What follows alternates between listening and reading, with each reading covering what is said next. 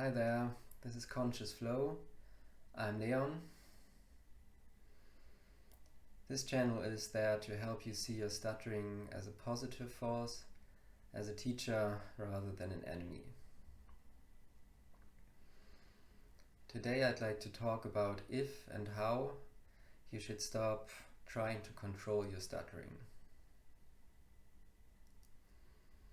So control is at the heart of many traditional stuttering therapies. The process often goes something like this.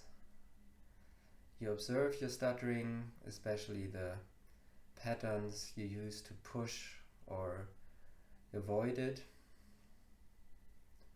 Then you confront your fears and you work on undoing all of these patterns until you reach some sort of core stuttering. And on top of that core stuttering, you apply some sort of fluency enhancing technique, such as fluency shaping or stuttering modification by Van Riper. And if that works for you, that's perfect. Then you should definitely keep using that. But if you're like me and it doesn't work for you, then I suggest that you stop trying to control your stuttering and do something else instead. In the process I just mentioned, there is this concept of a core stuttering, like a stuttering that cannot be further reduced because it's in some way your basic way of speaking. But that idea contradicts the fact that under some circumstances virtually any stutterer can speak fluently. When they're alone with children, with animals, they don't stutter. So what is that fluent state, and where is it when we need it? I believe that we can learn to access this fluent speaker even in difficult situations where we are anxious or scared, but that it's somehow covered by conditioning, by patterns that we put on top of it. One thing that I keep noticing again and again is that the second I try to control the timing of my speaking, things start going south. Because for some reason I always want to get through the stuttering too quickly.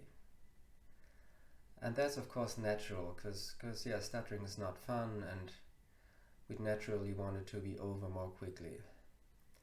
But if that doesn't work, we can sort of turn this around. Most stutterers know when they're going to stutter. So let's assume that you know you're going to stutter on the word water. What's usually going to happen is that you can say the sound woo, but you can't transition to the or sound that comes afterwards. So what if instead of trying to control that transition, instead you stayed in the sound woo for as long as you can. Just stay in there and trust that at some point the word is going to be said. I know this sounds a bit insane, because it sounds like the whole conversation is just you saying the sound woo until the person you're talking to can no longer be bothered to listen to that. But that's not actually true. So you know what word you want to say, and you just stay in the initial sound, the woo in this case, and after some point you'll notice that the rest of the word just flows out naturally. It just takes a little time to sort of load. It's like loading a movie and then watching it. By doing that, you surrender your control of the timing.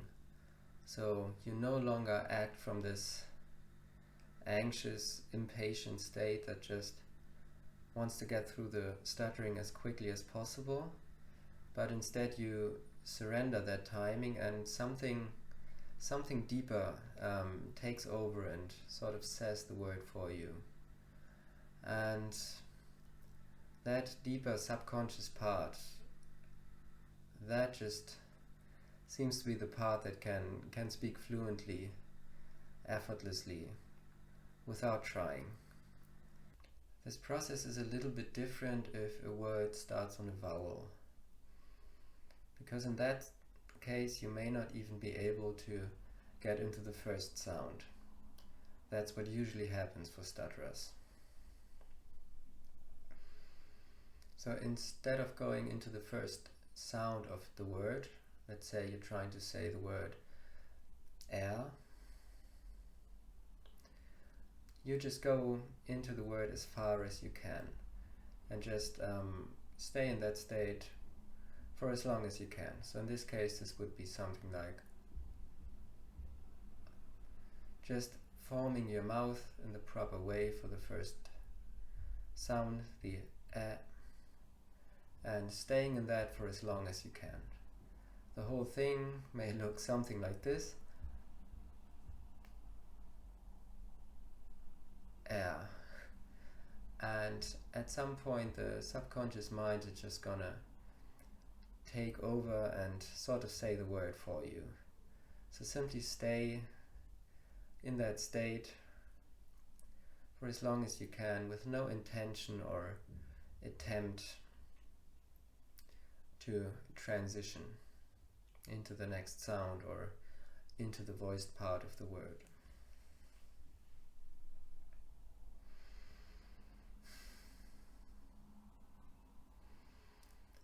This may be a little bit difficult to get to work, so I suggest you try it in a very low-key situation, like when it's quiet around you and when you're talking to somebody you're really comfortable with, perhaps about a topic that's not super important, like nothing very emotional. And you can also tell the other person that you want to try this. Doing this will gradually give you a sense of power and peace in speaking situations, and it'll reconnect you to that part of yourself that can speak fluently, effortlessly. All of us stutterers know that it exists. It just takes some practice to connect to it. For some stutterers, speaking may be the most stressful thing that they have to do in their lives. So if you manage to connect to your peace in these most stressful times, it'll definitely have an overall positive effect on your inner peace. It may not be there all the time, but it can slowly override the anxious, reactive, impatient mind that can so easily take control of our lives in different situations, not just limited to stuttering. So you can totally use this stuttering as a way of connecting to your inner peace by simply being present in the time of stuttering and not trying to control it. Just trusting your subconscious mind to do the rest. That's enough. That's also enough for today. Thanks for listening, and I hope to see you again next time on Conscious Flow. Bye guys.